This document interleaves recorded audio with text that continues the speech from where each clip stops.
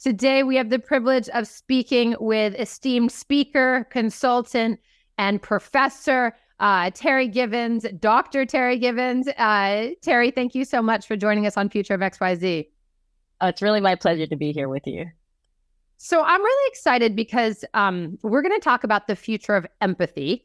And empathy is a topic that I have a huge passion for as a values-based leader and brand builder. I also wrote a thesis myself talking about reciprocity, mutual respect, and empathy as a piece of that in college. So when this opportunity came on to talk to you, who has so much experience in the higher ed space as the first female and first African-American vice provost at Menlo Park College, as well, obviously, as at the University of Texas, Austin, and now you're a professor at McGill University up in Montreal in political science, and you've served in other capacities in higher education as well. You've written a lot about racism and anti-racism. You have a book on the roots of racism. You have a book on immigration in the 21st century. But your most recent book that came out last year, or maybe 2 years ago now, is called Radical Empathy. And I really, really want to talk about the future of empathy in the context of this. But as I always try to do, the first question for any guest on the subject matter is how do we define empathy? Right. And, it's interesting because there's kind of a clinical definition of empathy, but I like to think about empathy kind of in a more organic way, that it's this idea that you can actually put yourself in somebody else's shoes and see their perspective, but go beyond that. Because we talk a lot about, I need to see it from somebody else's perspective. It's not just about that. It's actually thinking about not only can I put myself in their shoes and try to understand how they're feeling, what the actions they might take, but it's also, thinking through, what would I do, not as Terri in that person's shoes, but as that person, and it really pushes you to understand the broader experiences of somebody, because it's easy to say, oh yeah, I can see things from their perspective, but no, you have to go a little bit beyond that and say, I not only can see things from their perspective, but given their broader experience, right? You have to think about from a more global perspective. It is. It's a macro kind of lens that you're taking because, of course, that old adage, walk a mile in, my shoes, your shoes, his shoes, her shoes, their shoes, it is so important, but it's almost impossible to do if you don't understand contextually, historically, systemically what that actually means, right? Absolutely. And that's exactly why I tell people, so I have steps, right, for radical empathy. So I might as well introduce those now. Absolutely. Please. So the first step is the willingness to be vulnerable, because, and people ask me all the time, oh, being vulnerable, I can't do that. It's not being vulnerable with other people necessarily. I do think you need to be vulnerable with others, but the first step is being vulnerable with yourself. And I know because I had to be vulnerable. I mean, if you read my book, I'm vulnerable all over the place. And that was extremely difficult. That was probably the hardest part of writing this book, was that first step was willingness to be vulnerable, because I had to open up and say, oh my God, I have to understand, it's funny because you think about empathy, but self-empathy is so important. And that's the vulnerability component. And, I'm a big fan of Brene Brown and her ideas about vulnerability. Yeah. And so that vulnerability allows you to look inside yourself and say, oh, I was impacted by the way my parents raised me. I was impacted in a particular way because of structural racism, whatever it may be. And how we I talk a lot about, internalized depression, but we internalize so much. It's not even, internalized depression necessarily. It's just we internalize a lot, right? Absolutely. And it comes from our families, from our friends, from society more broadly, right? So we live in a context. And can I just ask you something really quickly? Because sorry to interrupt, but I know that first step is being vulnerable. And you talked about being vulnerable with ourselves and kind of self-empathy. There's a lot of talk in the healing world and personal development world around compassion and self-compassion. Mm-hmm. How are empathy and compassion different? Right. And so I see for yourself, but broadly. Right. Absolutely. And I talk about this in the book because compassion, it's like compassion is kind of, I have compassion for you but I feel sorry for you. Compassion to me is just too static. It's not, and we might as well put it out there because radical empathy is about taking action, right? And so I feel like compassion is great. I have compassion for a lot of people. I have compassion for people who are, we have several wars going on in the world right now. I have compassion for those people. But, what am I doing about it? Am I actually, going beyond just compassion?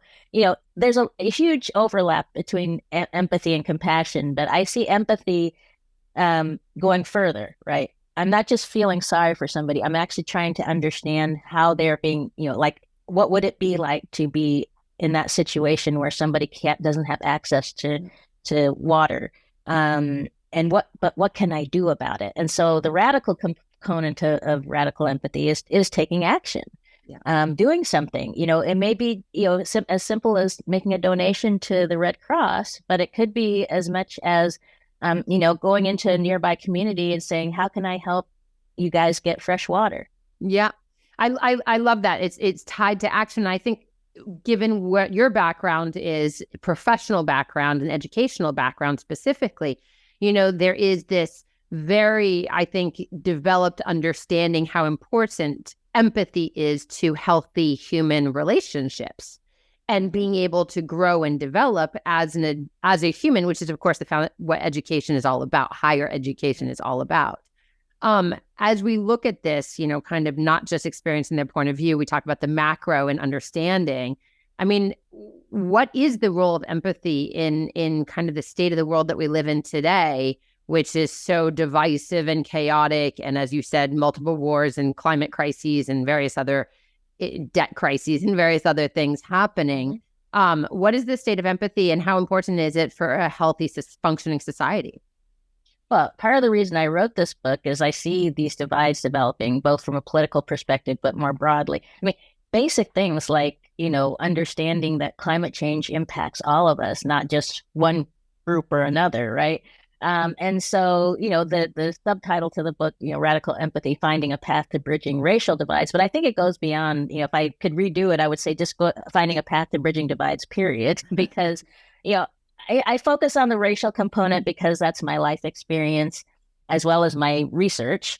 But I think it's important for other divides as well. So I think that empathy is problematic right now. People are having a hard time empathizing with, and actually it's almost like there's been this individualistic push, since the 80s, really, to say, oh, it's just about you and you need your freedom. And we forget that we have this community, right? It's interesting because people want to say, yeah. And people, it's the funny thing is even some of the people who are, the most individualistic, I recognize, oh, well, except for, kind of the survivalists who live somewhere but, we all live in communities and we're all impacted by what's happening in our community. And I think we've lost sight of the fact that as a country in the United States and in a lot of countries, not just the US, Canada, wherever, we've forgotten this idea that, what impacts my neighbor, that's why I talk about,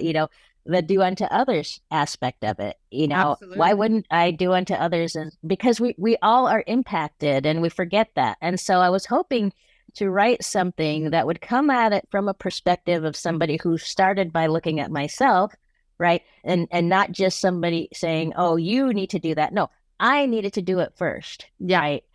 I can't go and tell you to have empathy unless I focus on why I need to have empathy. Yeah. And so that's the approach of this book, is to say that we've lost that perspective of having, understanding why I'm not having empathy for maybe somebody who's across the political divide, turning that around and saying, and I want to mention one of my favorite things a friend of mine, Greg Sattel, said, which is empathy is not absolution. And this is part of the problem. I think people think if I have empathy, it means I'm agreeing with somebody who has an opposite perspective from me. And it's not true at all. Empathy or, doing unto others doesn't mean I have to agree with that person. I can completely disagree with somebody and still have empathy for them, try to understand their perspective and understand why they are doing what they're doing. Because guess what? If you do that, you can then understand how to respond to them in a way that maybe you can change their opinion. I mean, the reason we're having these divides is people are like, oh, I refuse to, look at what you're looking at or try to understand you because I don't agree with it. And whereas if we try to understand what's going on, and unfortunately, some of it is manipulative and Yes. the a lot of the stuff. Disinformation, misinformation, conscious manipulation by other means. Yeah. Exactly. So that's hard to battle against. But at a minimum, at a human level, we can say, I'm going to try to have some empathy with this person. I've had neighbors who I disagreed with, but I could still have empathy for them. Absolutely. Right? Well, and you studied international relations as an undergrad at Stanford, and then you went on and you got a master's and a PhD in political science, which, by the way, is also what I studied, but you were at UCLA. And I think political science people always think is politics. And of course, it's not, right? It's the functionings and the undergirdings of government and civil society. If you go back to the philosophers from ages, there's always a point of view on what works. And I'm hearing in what you're talking about here as a proposition, and even the abridged, new title of your, your book is really talking about how do we make action and how do we get progress in whatever system and that is. And I think, I want to go back to those 6 steps that you outline in the book because they really do play a role, starting with that willingness to be vulnerable. But there's a role that they play, I think, from what I've learned about how we kind of, let's just say how we develop human empathy going forward, which is exactly you and I agree is essential. Mm-hmm. Yeah, and it's a process, and it's a never-ending process. Like I kind of consider these 6 steps circular because after willingness to be vulnerable, you have to be grounded in who you are, and that was so critical to my own development, including as a leader, is being grounded in who I am in the sense that I'm not going to hide who I am. I'm not going to try to fit myself into whatever. I'm not going to be a square peg in a round hole kind of thing, and to also have to mention Whitney Houston. My favorite song of hers is The Greatest Love of All, and learning to love yourself, right? I mean, that's where I see so much pain in our society is people who just can't, first of all, can't empathize or love themselves.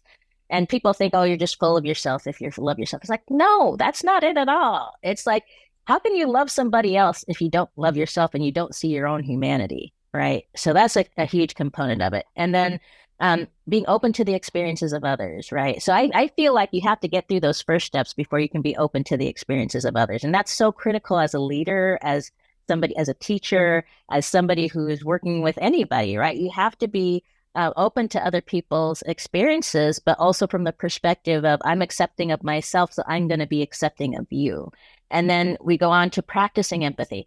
We think that empathy, some people have empathy, some don't. No, practicing empathy is so critical. And actually, I try to model that behavior, but I also, I talk pretty specifically about it in the classroom now with my students. Ever since I, started teaching again after writing this book, I really do try to talk to them about modeling empathy, as we're having class discussions, put yourself in, look at it from the perspective of your classmate, and you get such deep, interesting discussions because they're not so worried that a classmate is going to jump on them for saying something. And so that practicing empathy is a daily thing. I do it all the time. I'm not perfect at it. Nobody is, but it's something you have to practice to get to that taking action. And I want to pause you because I know that there are 2 more steps, but you've set something up that I really want to explore, Terri, which is you're teaching empathy in the classroom. And obviously with your long background in higher education, both on the higher institutional education side, but also as this former CEO of the Center for Higher Education Leadership and a consultant in other capacities, I feel like you've seen this. Like, where does empathy fit in modern curriculums? And obviously you're teaching it right now as a result of this book, but does it exist elsewhere? And is there a role for teaching empathy in a world that is becoming more and more isolated and divided? Yeah, absolutely. Because I've worked with the Menlo Park City School District. I've worked with many, many universities and individuals on this. And empathy, I wouldn't necessarily say it needs to be an explicit part of the curriculum. I think what's better from my perspective is like I have a whole chapter on inclusive leadership, which is, in a sense, I need to retitle that. The next edition, well, I'll talk about it differently because it's really just about learning to be inclusive more generally that allows us to, to really demonstrate empathy and build empathy into our classrooms. But I've worked with, superintendents and principals and various folks and even the leadership at my current institution, McGill, and I feel like I'm constantly coming back to them and saying, you need to have some I just wrote a note to my provost saying, we're in a really difficult discussion about some issues, and I said, this is where empathy comes in, right? So it's not that I'm going to sit in the classroom and say, here's your lesson on empathy. It's more that it's like, anti-racism. You don't want to stand up there. That's why I don't like, DEI workshops, because it's like, okay, we're going to spend an hour talking about how to have diversity, equity, inclusion. No, it's something that has to filter into every aspect of your teaching, of your day-to-day life. And so it's more about learning how to model, learning, internalizing empathy and how to take action. And in doing that, bringing it into the classroom. And I actually need to put together a little packet because I am always asked about, how you do that. And, if you have a class or you're going to have discussion, let the class, you'll work through this with the class and, have them decide what the rules are for engagement, so that they're internalizing, oh, I want them to listen to me. So I need to figure out what are the rules we need to have so that we listen to each other.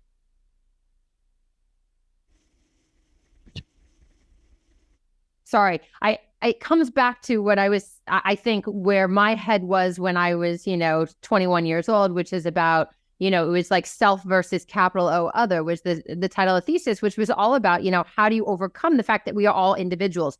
There's some shared experiences, by being an African-American from Alabama. There's an experience of being African-American in America. There's an experience of being Black in the world, right? I mean, just to they're not all the same. They're microcosms, and we can, on any topic, whether we're talking LGBTQ plus, whether they're talking about, white supremacy in a different manner, whether we're talking about being a woman, there are so many, different ways that we otherize. And I think, where we're talking about in a world that studies, data is showing that the world is becoming less and less empathetic.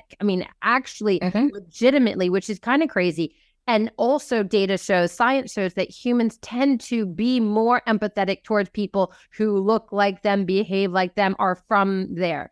So what you're talking about in the classroom of having to internalize for yourself first, and then being able to say, oh, we need some rules of engagement in order to understand, it is what I'm thinking is the future of empathy, which is it's almost like cognitive behavioral therapy. You have to have a pause. Exactly. Right? Yes, absolutely. And I love that connection to cognitive behavioral therapy, CBT, because I've been working with this a little bit with my son who has the ADHD. And it's again, so there's something, he doesn't necessarily have all this, his brain works differently. He's neurodivergent. And so I know that there's certain things he has to practice because they don't come to him as easily as they do to me or others. And so he needs to understand it's not through any fault of his own, it's just, this is the way his brain works. And so not everybody, some people are more empathetic than others. And that, for whatever reason that may be, it may be through training, it may be through, just the way they were, whatever. Yeah. And nature. And so that's why it's important to understand that this isn't, we have to work at it. And just like with cognitive behavioral therapy, it's like a therapy, right? Yeah. We can call it empathy therapy. Yeah. So I really love kind of putting it in that kind of context, that's why I say practicing empathy is so important. And after practicing empathy, because that's the fourth step in your book, what comes after? We've talked about willingness to be vulnerable, being grounded in who you are, being open to the experience of others, and then practicing empathy. What are the other two steps? And that's the radical part of it. It's so funny because I think some people see radical and they're like, oh, it's crazy. No, it's like radical part is taking action because, like I said, it's easy or easier to have empathy, but to take action is a whole nother thing. And that's why I think, I wanted to make my book a different approach, which is that, no, we're not just going to say, have empathy, here's some stories. No, it's like, how do you take action? And actually, my next book project, I'm still working on the proposal, but it hopefully will be out in a year or two, is to look at how have people taken action? Because every chapter ends with here's some actions you can take. But I really want to, say, no, here's what people have done. Here's some examples, right? Yeah. And especially since the summer of 2020 and George Floyd, how did people follow up, on their pledges? Who's actually done something? And there's a lot of really good examples out there. And there's a lot of examples of people who made pledges and didn't do anything. So, yes, it goes both ways. Absolutely. So taking action and creating change and building trust is really, the important, I think, the radical side of it. If we can create change and build trust through empathy, then I think that's what's going to really get us to what I know you want to talk about next, which is the future. Because I mean, look, it's understood by scientists that people start developing empathy as young as like fully developed by like 18 months, and it just continues to advance, or perhaps not, as science is currently showing, over the course of childhood, adolescence, and then kind of stops at some point. And what you're talking about is taking action as an adult, really, because that's where you have that moment of reckoning and where societal change can really happen. And of course, the subtitle to your book is, I might get it wrong, Finding a Path to Bridging Racial Divides, which is, of course, this can be used for anything, but that is your purpose here. So I understand the follow-up of the book. And I think the sixth step, of course, is maybe where that future lies. So talk to me as our last question, Terri, about kind of what your greatest hope is for the future, and how empathy plays into that, thinking 5, 10, 20 years out. Well, I'm really hoping that empathy more generally becomes includes things like inclusive leadership and inclusion becomes part of, actually, it's interesting. A friend told me that they're like teaching my book at the Stanford Law School, and several business schools have are talking about it. And so I would love to see this kind of infiltrating into higher education more broadly, because that's where the leaders are coming from. So I think higher education has a huge role to play in this, in the sense that are some of our top leaders. Some aren't, some didn't go to college, but for those who do go, especially law school, MBA, but even just basic undergraduate, making this a component of it. And, it's so funny because they're talking about banning DEI. It's like, we don't need DEI. We need people to understand each other. I mean, I'm not going to say DEI should go away at all. I think it's important. But I do think that we need to keep in mind for the future going forward, let's move away from trying to package things in a way that is unfortunately becoming, divisive, and just say, look, if we can get people to understand empathy and inclusion and belonging, maybe we can get to a different idea about how we get, because we've been doing DEI for a long time. That's why I wrote this book, because I was like, we aren't getting anywhere. If we're going to get somewhere, we have to go beyond. Yeah, exactly. That's exactly why I tell people, because it's like, if you have a person who's the head of DEI at an institution, then DEI is their responsibility. I tell every leader I work with, from the chancellor and provost and president, principal, whatever, you are the lead DEI person on your campus, in your institution, in your organization. You are the top DEI person. And if you are not, then it's not happening. It's so accurate. And I think Radical, your book, the steps, the tools, and just this conversation really helps frame up how that can happen, and that it has to happen, as you say, start with yourself. Radical empathy, The Future of Empathy with Dr. Terri Givens. Thank you so much for joining us today. It's really a conversation I would really love to be sitting down with a cup of coffee and a lot more time. Yes, absolutely. Well, we'll have to follow up and grab that coffee sometime. But thanks so much for having me. I really enjoyed this conversation. Well, thank you for joining us. And for everyone watching, thank you for watching us on Future of XYZ. If you didn't already know, you can also listen wherever you get your favorite podcasts, Apple, Spotify, Amazon, wherever. You can also watch on YouTube at ripbs.org/XYZ. Make sure you follow us on Instagram. And if you want to nominate yourself or someone else as a guest, reach out via future-of.xyz. We look forward to another conversation in 2 weeks' time. For now, think about everything we've talked about with Dr. Terri Givens. Consider getting her book, Radical Empathy, to learn more about how we can each be part of the change that we need to see in this world. Thank you. Speak again soon.